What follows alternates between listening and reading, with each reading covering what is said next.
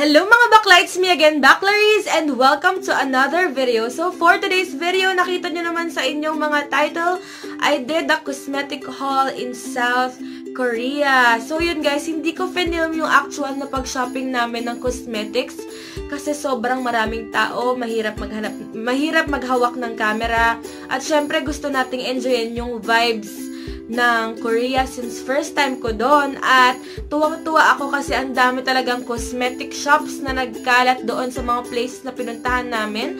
Usually, ito yung mga shops na rare nating makita sa Pilipinas, pero meron din naman like Nature Republic, Etude House, The Face Shop, pero doon talaga bawat sulok merong mga branches yung shop. And yun nga, nagpunta kami at nag-shopping kami sa Myeongdong and Hongdae, at nakaka-flatter talaga lahat ng cosmetics ng Korea. And take note, mura siya. So, majority din sa mga products na binili ko ay matatagpuan din naman natin yung brand sa Pilipinas. Pero meron din naman na wala pa akong nakita so far. So, without further ado, simulan nating tignan yung mga sinop namin na cosmetics sa South Korea.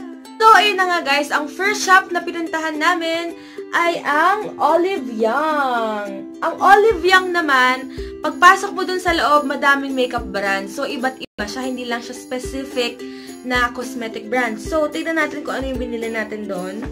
So, yung una kong binili doon is itong Beauty Blender Watery Puff. Ang brand niya ay Filimili.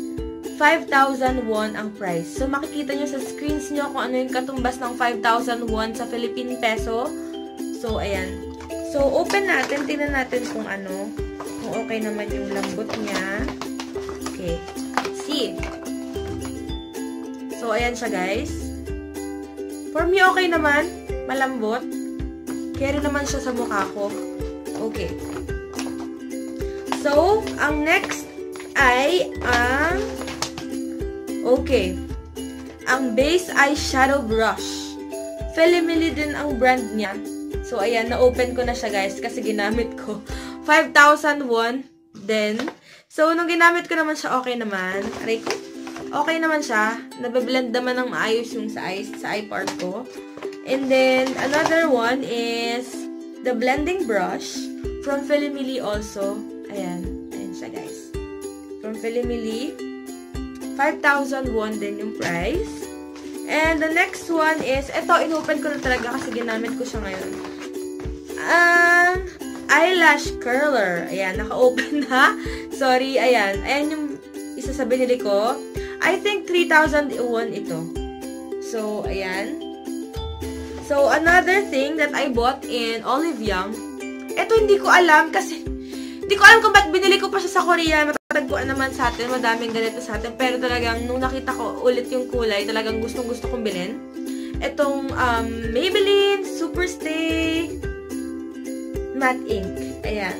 Ang shade niya ay 70, which is yung brown. So, ang price nito is 16,000 won. So, bumili pa ako ng isa, pero yung ibang shade naman. So, ito yung isang shade na binili ko, which is gamit ko ngayon. At na-test ko kanina, kasi nung pumasok ako sa school, nilagay ko siya, kumain na ako at lahat, andyan pa rin, buong-buo pa din yung kulay niya. So, ito yung, ang shade ng 65 na Maybelline Superstay Matte Ink. O, diba? So, the next one that I bought, so, ito ang Constante Elegance Fixer. Ayan. So, ano to? Ang finishing makeup spray. Finishing spray sa makeup. Ayan. Constante Elegance Fixer. This is like cost 9,500 won. So, okay, the next shop that I visited is the Nature Republic. Ayan. Alam ko naman na makikita natin to sa Pilipinas, pero may sale kasi sila sa face mask. And ang binili kong face mask, ang Real Nature Mask Sheet Cucumber. So, ang price niya is 19,000 won for 40 pieces. Kasi talagang yung isang pack nito is 20 pieces. pieces lang. Since buy one, take one sila, laging 2 packs. So, 40 pieces na yung mask sheet for 19,000 won lang. So, ayun ang binili ko sa Nature Republic. Pero, meron tayo dito mga freebies. Kasi yung mga shop doon, nagbibigay sila ng mga sample. So, I think ito yung freebie sa Tony Moly. Silk Argan Oil. Sa Tony Moly yan. Ito naman yung Eye Sleeping Mask sa Laneige or Laneige. Comment nyo na lang kung ano yung tamang sabihin doon. Hindi ko alam yung term eh. So, ito from Tony Moly din. Ang Jeju Snail Essence. Ayan. Susunod naman natin, natitignan yung pinamili ko sa Myeongdong. Pinagsama-sama ko lang siya sa isang paper bag. Yung pinamili ko sa Myeongdong and Hongdae. Kasi, naiiniwan ko na yung mga paper bags ng ibang brands kasi kailangan, di ba, maluwag yung ipapak natin. So, eto naman ay okay. Ito yung makeup base. Galing to sa The Face Shop. So, this costs 4,000 won. Primer siya, guys. 4,000 won. And then, the next thing that I bought is ito.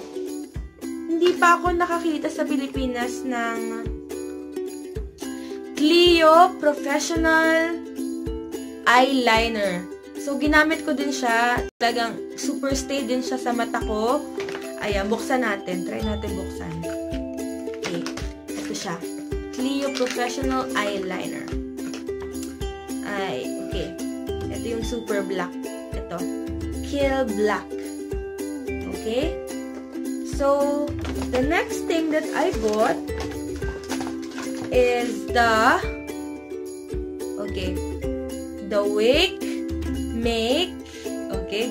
Make Concealer.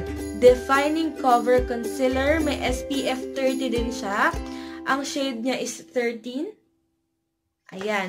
Ginamit ko din siya. Ang ganda din. Ang ganda-ganda din, guys. So, Wake Make. Hindi ko alam kung meron sa atin sa Pilipinas. Pero, sana meron kasi pag umuwi ako, 'di ba? Maganda kasi. Tingnan niyo, oh. Ang Wake Make na eye concealer. Okay, the next thing that I bought is this is one of my favorite products that I bought in Myeongdong. So, I bought this in The Face Shop. Ayan, lipstick vintage red. Coca-Cola edition ng The Face Shop. Nakita ko to na meron tayo sa Pilipinas pero hindi ako nakabili. Ngayon nakabili ako pero ang ganda guys ng ng shades. So, baba natin. So, ito siya. Lipstick vintage red. Ayan, oh. O, diba? Tingnan nyo. Super cute ng kulay. Nagamit ko na din. Pero ang cute ng kulay niya kasi look. Oh, diba? I bought. Okay. So, itong product na to is from Tony Moly. At kung magwa-watch ka man ngayon dito, shout out sa best friend kong si Sheena.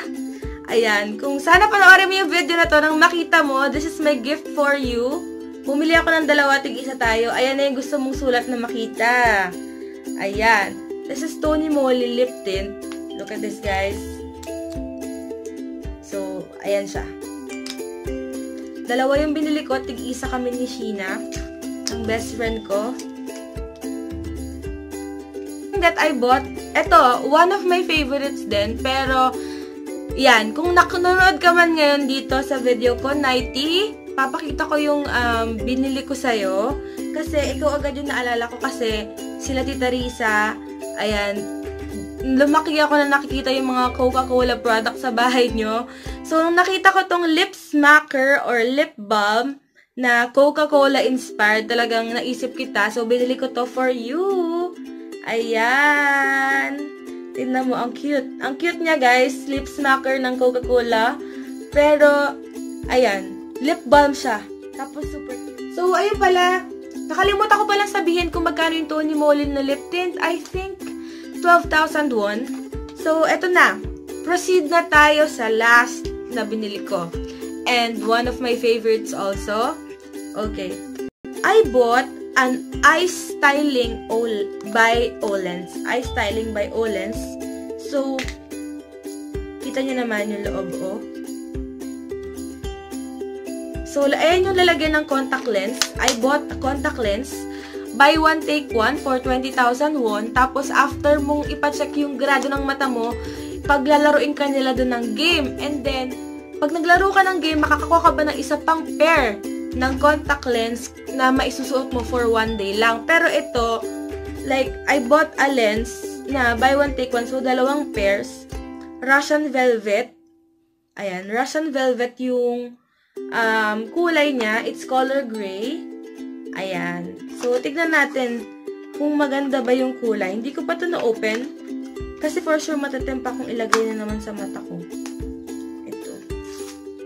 Open natin, ha. Tignan natin kung gaano siya ka-gray. Oh. Okay. So, ayan siya, guys. Ayan nakalagay yung lens. Hindi ko masyadong maaninag. Ang maganda sa shop na to, Eye Styling by Olens. Talagang titignan nilang mabuti kung ano yung mata mo at kung anong bagay na kulay, kung light ba or dark na shades for your eyes. At ang endorser nila ay ang Blackpink. Ayan. So, this is my contact lenses for 20,000 won, buy one, take one din. Ang dami nilang deals doon na makakamura ka talaga. So, yun lang guys. That is my cosmetic haul in Korea. Abangan nyo yung pag-review ko sa mga cosmetics na yan. And abangan nyo din yung travel vlog ko around Korea. I visited Namsan Tower and Nami Island and all the stuff like that. And I hope you guys like the video. And please subscribe to my channel. And for more information, you can follow me on my social media accounts written on the description below. Thank you guys so much for watching. It's me again, Back Laurice. Bye-bye!